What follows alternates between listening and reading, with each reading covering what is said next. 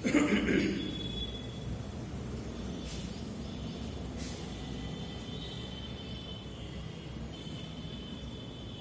हम लोग पढ़ेंगे लाइसोसोम। लाइसोसोम एक प्रकार का कोशिकांग होता है। कोशिकांग हम लोग पढ़ चुके हैं।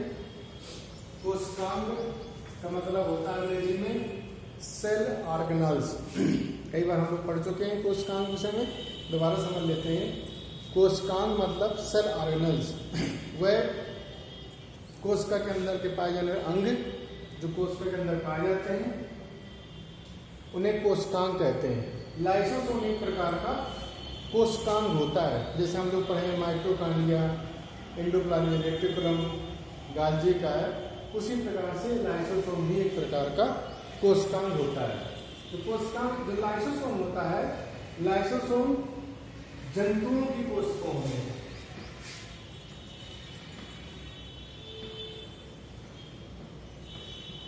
एनिमल सेल में पाया जाता है, जंतु कोशिकाओं में पाया जाता है, प्लांट सेल में नहीं पाया जाता। पहली बात तो ये जो लाइसोसोम होता है वो केवल जंतुओं की कोशिकाओं में पाया जाता है और पादप कोशिकाओं में नहीं पाया जाता है।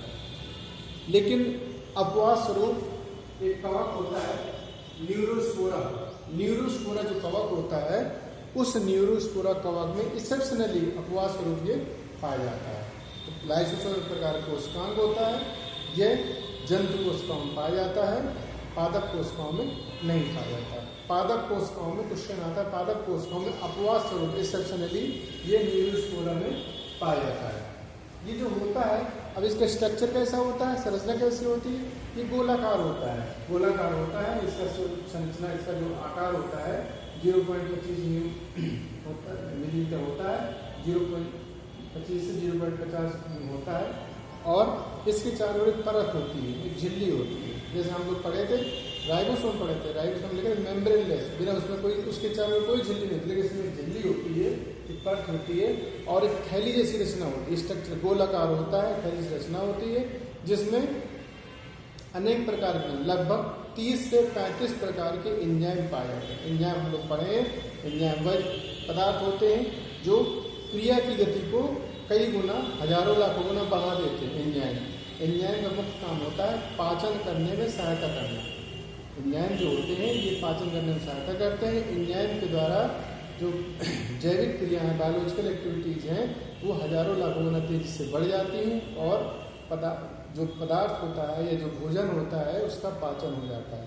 इसके पश्चात एंजाइम का अस्तित्व बना रहता है। एंजाइम नष्ट नहीं होते, क्रिया में उपयोग नहीं होते, ये केवल क्रिया की गति को बढ़ाते हैं।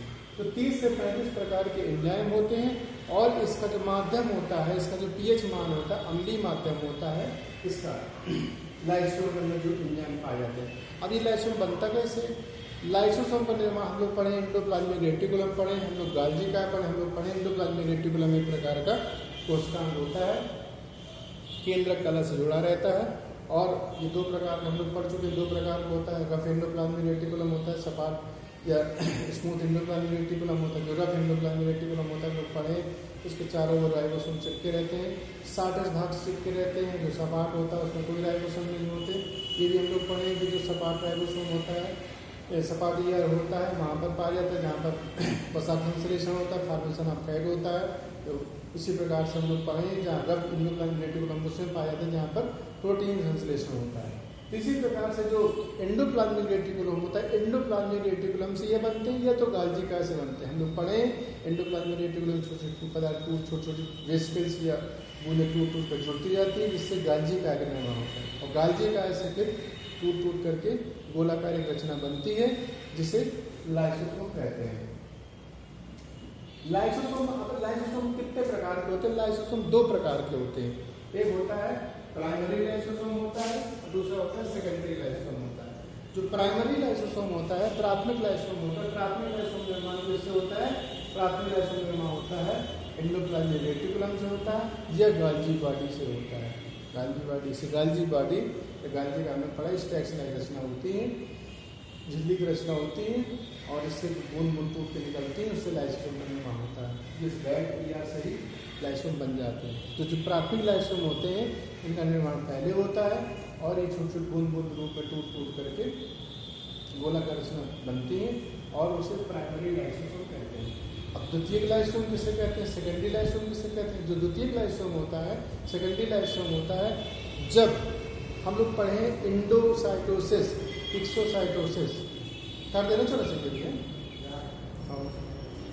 उधर कर देना है।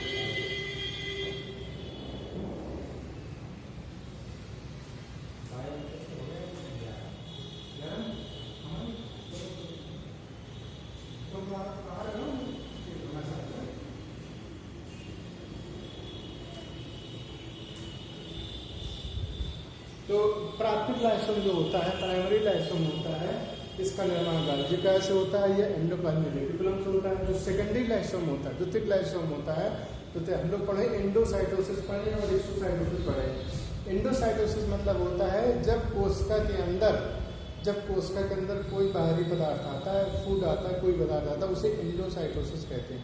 एक्सोसाइटोसिस कहते हैं जब कोशिका से प्लाज्मा झिल्ली से कोई पदार्थ बाहर निकलता है, उसे एक्सोसाइटोसिस कहते हैं। जो इंडोसाइटोसिस द्वारा या हम लोग पढ़े अमीबा में पढ़े हैं या जो यूनिसेलुलर एनिमल होते हैं उनमें जब भोजन ग्रहण किया जाता है तो एक बनती फूड वैक्यूल, खाद्य रिक्तिका। खाद्य रिक्तिका वह होती है जिसमें भोजन का पाचन होता है। फूड वैक्यूल खाद्य रिक्तिका होती है। खाद्य इसी तरह से कॉन्ट्रैक्टाइल वैक्यूल हम लोग आगे पढ़ेंगे, संचरण रिक्तिका पढ़ेंगे। संचरण रिक्तिका जो होती है ये आस्मो रेगुलेशन करती है, परासरण नियंत्रण करती है। आस्मो रेगुलेशन मतलब होता है शरीर के अंदर जो जल आता है उस जल की मात्रा को नियंत्रित रखना।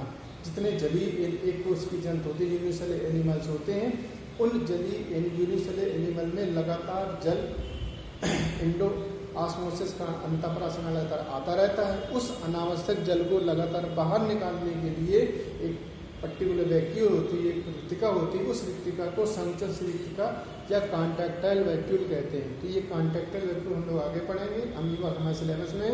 तो संचरित इसी तरह से फूड वैक्यूल जो होती है, फूड वैक्यूल वह वैक्यूल होती है, वह रिक्तिका होती है जिसमें भोजन का पाचन होता है।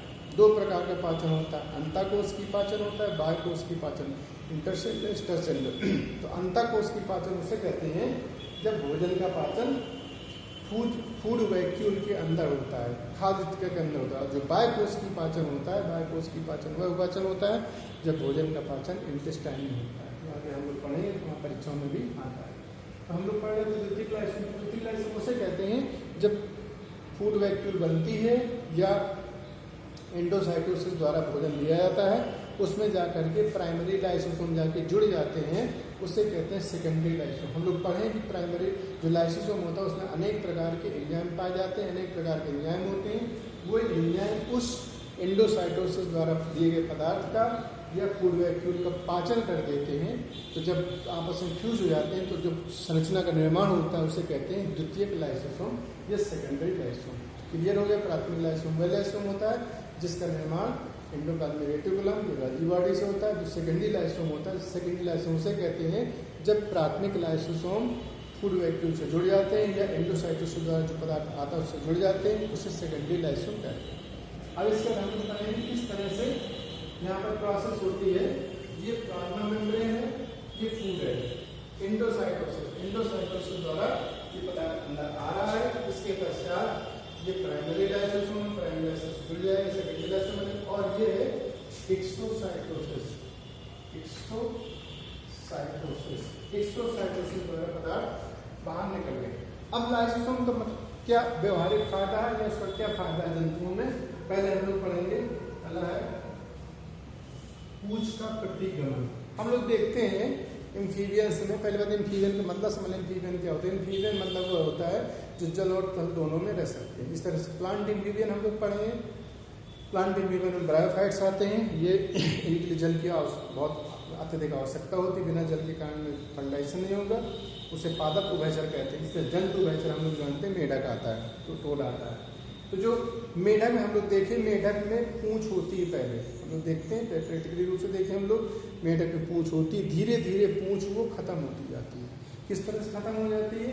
जो पूंछ की जो कोशिकाएं होती हैं, पूंछ की कोशिकाएं होती हैं, उन कोशिकाओं के अंदर जो लाइसोसोम होते हैं, वो लाइसोसोम उन सेल्स का पाचन कर देते हैं और पचे हुए पोषक पदार्थ रुधिर के माध्यम से शरीर के अन्य भागों में उपयोग कर ली जाती है, जिससे धीरे धीरे पूंछ खत्म हो जाती है। कभी कभी मल्टीपल चॉइस में क्वेश्चन आता है, बहुगर्भी क्वेश्चन आता है, उसमें आता है कि मेरे घर में पूंछ क्यों होती है? उसमें लिखा रहेगा सड़ जाती है, गल जाती है, टूट जाती है, शरीर में अवशोषित हो जाती है, शरीर उपयोग हो जाती है। तो इसका अर्थ यह है शरीर में उसका उपयोग कर लिया जाता है और जो पदार्थ उससे बनते हैं उन पदार्थों से शरीर में उपयोग कर लिया जाता है। इसी प्रकार से आरबीसी हम लोग जानते हैं। आरबीसी एक प्रकार रेड ब्लड कार्पल्स होते हैं, रुधिर के अंतर्गत आता है, हम लोग आगे पढ़ेंगे। जो ब्लड होता है, ब्लड एक प्रकार का सम्मानूतक होता है, क्योंकि इसमें जो अनेक प्रकार की सेल्स होती हैं, आरबीसी होती हैं, डब्ल्यूबीसी होती है, प्लेटलेट्स होती हैं, जो उसका लिक्विड पार्ट होता है उसे प्लाज्मा करते हैं। तो जो आरबीसी होती है, आरबीसी लगातार बनती रहती है। क्वेश्चन में ध्यान में आएगी उसका बनता कहाँ? ये बनता है बोन मैरो में बनता है। बोन मैरो क्या होता है? अस्थि मज्जा होता है। हड्डी के अंदर जो लिक्विड पार्ट होता है उसे बोन मैरो कहते हैं। बोन मैरो भी दो भागों में बटा होता है, रेड बोन मैरो होता है, येलो बोन मैरो होता है, हम लोग डिटेल पढ़ेंगे। तो जो बोन मैरो होता है, बोन मैरो में आरबीसी का निर्माण होता है। एम्ब्रियो स्टेज में जो है लीवर में बनता है या जो अन्य जो थाइमस ग्रंथ होते हैं उनमें बनता है।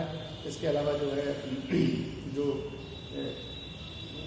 अन्य जो है प्रकार के जो अंग होते हैं उनमें बनता है। लेकिन जो जैसे जैसे मैच्योर होता है, जब बोन हड्डी बन जाती है तो बोन मैरो के अंदर आरबीसी का निर्माण होता है। तो आरबीसी जो होती है, आरबीसी लगातार बनती रहती है, लाखों आरबीसी प्रति सेकंड बनती है और लाखों आरबीसी प्रति सेकंड नष्ट हो जाती है। तो आरबीसी नष्ट कैसे होती हैं? जो आरबीसी होती हैं, आरबीसी नष्ट करने के लिए, पाचन करने के लिए लाइसोसोम होते हैं, लाइसोसोम को बचा देते हैं। आरबीसी में एक प्रकार का पहले सेल्स होता है, लेकिन धीरे धीरे इसके अंदर जो न्यूक्लियस सेल ऑर्गेनल्स खत्म हो जाते हैं और ये इसलिए इसको जो है रुधिर कणिकाएं कहा जाता है, रेड ब्लड कार्पल्स कहा जाता है। रेड ब्लड सेल्स नहीं कहा जाता। पहले इसमें शुरुआती स्टेज में सब कुछ होता है, न्यूक्लियस होता है, सेल ऑर्गेनल, लेकिन धीरे धीरे वो डिजनरेट हो जाता है, उसके स्थान पर हीमोग्लोबिन बन जाता है। तो जो आरबीसी होता है, उस आरबीसी का पाचन भी लगातार लाइसोसोम करता रहता है और उसके पश्चात जो आरबीसी का जो हीमोग्लोबिन में जो हीम आयरन होता है, ग्लोबिन प्रोटीन होती है, पच जाता है और उसका जो अनुपयोगी भाग होता है बाहर निकल जाता है शरीर से। तो उसका जो निर्माण होता है लगातार बनता रहता है, नष्ट होती रहती है। आरबीसी जीवन का लगभग 120 डेज होता है और इसके अलावा जो है जो आरबीसी को नष्ट करने के लिए लाइसोसोम होता है। जो आरबीसी लगातार बनती रहती है, नष्ट होती है, तो लाइसोसोम उसको नष्ट करके उसका पाचन करते रहते हैं। अब इसके बाद आता है कि किस प्रकार से लाइसोसोम कार्य करता है, इसको हम लोग समझ लेते हैं। ये मान लीजिए अमीबा है, अमीबा मान लो, डब्ल्यूबीसी मान लो। डब्ल्यूबीसी हम लोग जानते हैं, डब्ल्यूबीसी हमारे शरीर में पाई जाती है, लगातार हानिकारक रोगाणुओं को भक्षण करती है, नष्ट करती है। जैसे हमारे शरीर के अंदर, जैसे अगर इसको हम डब्ल्यूबीसी मान लेते हैं, डब्ल्यूबीसी में ईओसिनोफिल्स होती हैं, लिम्फोसाइट होती हैं, बेसोफिल्स होती हैं। तो जैसे ही जो है डब्ल्यूबीसी, जैसे ही शरीर के अंदर कोई हानिकारक पैथोजन आता है तो जो उसके अंदर वो जो फैगोसाइटोसिस एक प्रोसेस होती है, भक्षण क्रिया। तो डब्ल्यूबीसी जो होती है, डब्ल्यूबीसी में कुछ डब्ल्यूबीसी में अमीबा की तरह होती है, तो वो जो लगातार गमन करती रहती है, यहाँ पर इन्फेक्शन होता है। ये अमीबा हम समझ लें, ये यूनिसेल एनिमल समझ लें। अमीबा समझ लो, ज़्यादा सारा नाम जल्दी से आ जाएगा। अमीबा में स्यूडोपोडिया होते हैं, पादाब होते हैं। तो जैसे ही कोई भोजन इसके पास आता है, पादाब फिंगर लाइक स्ट्रक्चर होते हैं, उसको पादाब चारों ओर से घेर लेते हैं, जैसे इसी पर घेर लेते हैं और उसको जो है भोजन को चारों ओर से घेर लेंगे और भोजन है वो उसके शरीर के अंदर आ जाएगा और क्या होगा, और बन जाएगा धीरे फूड वेस्टेज बन जाएगा, खाद्य टीका बन जाएगा। अब खाद्य टीका बनने पश्चात क्या होता है, क्योंकि ये अमीबा एनिमल सेल है, डब्ल्यूबीसी एनिमल सेल है, तो जैसे ही इसके अंदर फूड वेस्टेज बनेगी, जिसके अंदर जो लाइसोसोम होगा, मान लो लाइसोसोम है, ये लाइसोसोम लाइसोसोम से फ्यूज कर जाएगा, फ्यूज करके फूड वेस्टेज को हासिल कर देगा। किस तरह से जुड़ जाएगा, इसको यहाँ पर समझ लेते हैं।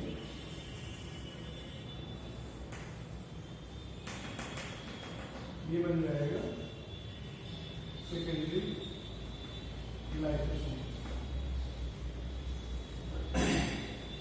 सेकेंडरी लाइसोसोम बन जाएगा और इसका पाचन कर दिया, पाचन हो जाएगा और बचे हुए पोषक पदार्थ इसकी कोशिका में डिफ्यूज हो जाएंगे, वितरित हो जाएंगे। ये प्रोसेस लगातार चलती रहती है और इसके द्वारा लगातार लाइसोसोम पाचन करता है। अब आता है इसका फंक्शन, किस तरह से फंक्शन करता है। कोशिका बाह्य पदार्थों का पाचन, जैसे कोशिका के अंदर कोई बाह्य पदार्थ अंदर जाएगा, एंडोसाइट उसके द्वारा अंदर जाएगा, एंडोसाइट हमें याद से रखना, अंदर जाएगा, जाने पश्चात ओवेक्यूल बनेगा, ये इसके चारों ओर कट बन जाएगी और जब उससे लाइसोसोम जुड़ जाएगा और उसका पाचन कर देगा। ये लगातार प्रोसेस लगातार चलती रहती है और जिससे जो हानिकारक पदार्थ कोशिका के अंदर पहुँच जाते हैं या जो WBC होती है, जो हानिकारक पदार्थ भक्षण लगातार करती रहती है, उन पदार्थों का पाचन करके हानिकारक रोगाणुओं से शरीर की लगातार रक्षा करती रहती है। अब आता अंतःकोश की पाचन। अंतःकोश की पाचन ये होता है जब कोशिका के अंदर जो पाचन होता है, अंतःकोश की पाचन करके कभी कभी कोशिका में भोजन की कमी हो जाती है तो लाइसोसोम कुछ कोशिका का पाचन करके ऊर्जा प्राप्त करते हैं, उसे अंतःकोश की पाचन कहते हैं। फिर आता है स्वनष्टीकरण। स्वनष्टीकरण मतलब कहते हैं कोशिका आत्महत्या की थैली कहते हैं। कभी कभी क्या होता है, जैसे मान लो कि जो सेल है, सेल के अंदर इन्फेक्शन हो गया किसी पैथोजन का, जब पैथोजन इन्फेक्शन हो गया तो क्योंकि सेल से दूसरे जुड़ी होती है, जैसे सेल के अंदर जाएगा, वायरस जाएगा, बैक्टीरिया जाएगा, ये पैथोजन जाएगा, तेजी से ग्रोथ करेगा और अगली सेल में पहुँच जाएगा। तो जैसे ही कोशिका के अंदर जाएगा, सेल के अंदर जाएगा, तो जब लाइसोसोम होंगे वो ब्लास्ट हो जाएंगे, टूट जाएंगे और वो सेल का पाचन, जब सेल पचेगी, सेल डाइजेस्ट होगी तो उसके साथ साथ पैथोजन भी डाइजेस्ट हो जाएगा। इस प्रकार से वो हानिकारक पदार्थों का लगातार नष्ट करते रहते हैं, पाचन करते रहते हैं। नष्टीकरण या कोशिका। कभी कभी क्वेश्चन आता है कि अब लाइसोसोम को आत्महत्या की थैली क्यों कहते हैं, सुसाइड बैग्स क्यों कहते हैं। इसलिए कहते हैं कि फट जाते हैं क्योंकि उसके अंदर पाचन एंजाइम होते हैं, जब फट जाते हैं तो सेल का ही पाचन कर देते हैं, इसलिए तो सुसाइड बैग्स कहते हैं। अगला आता है सेल डिवीजन में साथ। सेल डिवीजन हम लोग पढ़े हैं, सेल डिवीजन वह डिवीजन होता है जिसके द्वारा एक कोशिका से दो कोशिका में। सेल डिवीजन कई प्रकार का होता है, मुख्य रूप से दो प्रकार का होता है, माइटोसिस होता है, मियोसिस होता है। बटे भी हम लोग पढ़े हैं। जो माइटोसिस होता है उसमें एक सेल से दो सेल्स बनती है, जो नंबर ऑफ क्रोमोसोम वो सेम होते हैं। जो मियोसिस होता है, मियोसिस जेनेटिक सेल से बनता है, जनन कोशिका में बनता है। मियोसिस में वन सेल से, एक सेल से चार कोशिकाएं बनती, 4 सेल्स बनती है, 2 भागों में होता है। First unit division, second unit division होता है और इसमें जो नंबर ऑफ क्रोमोसोम्स होते हैं वो हैप्लॉइड हो जाते हैं, आधे हो जाते हैं। ठीक है, तो ये प्रोसेस लगातार चलती रहती है। और जितने जो प्लांट होते हैं, प्लांट दो स्टेज होती है, स्पोरोफाइट होती है, गैमेटोफाइट स्टेज होती है। हम लोग के अंदर गैमेट्स बनते हैं, जो जेनेटिक ऑर्गन होते हैं, जैसे टेस्टिज होता है, जो ओवरी होता है, उसके अंदर स्पर्म बनता है, वो बनता है। जब स्पर्म वो बनता है तो वहाँ पर मियोसिस, जिससे नंबर ऑफ क्रोमोसोम हैप्लॉइड हो जाते हैं, आधे हो जाते हैं और ये क्रिया लगातार चलती रहती है। तो जो सेल डिवीजन में जब सेल डिवीजन होता है तो सेल डिवीजन में ये सहायता कौन करता है, लाइसोसोम करता है। वैज्ञानिकों का आकलन है, वैज्ञानिकों उन्होंने देखा है कि जब सेल डिवीजन होता है तो लाइसोसोम होता है। कैंसर निर्माण, कैंसर जो होता है, कैंसर मतलब होता है एक परिभाषा हम लोग समझते हैं, कैंसर एक होता है uncontrol cell division is cancer. अनियंत्रित कोशिका विभाजन को ही कैंसर कहते हैं। जो कोशिका होती है, कोशिका में जो जीन्स होते हैं, प्रोटोन को उनको जीन्स होते हैं, उनमें जब परिवर्तन आ जाता है, उनमें जो इम्बैलेंस हो जाता है तो सेल में जो सेल डिवीजन होता है वो अनकंट्रोल सेल डिवीजन होने लगती है, तेजी से डिवाइड होने लगती है और सिस्ट बन जाती है। और जो न्यूट्रिशन होता है तो वो सेल्स ले लेती है जो अननेसेसरी डिवाइड हो रही है और जो मेन सेल्स हैं उनको मिलता नहीं भोजन और वो उनकी डेथ हो जाती है। यही प्रकार का कैंसर। तो जो कैंसर का निर्माण होता है वो भी एक प्रकार का वैज्ञानिकों का लाइसोसोम द्वारा होता है और ये प्रक्रिया लगातार चलती रहती है।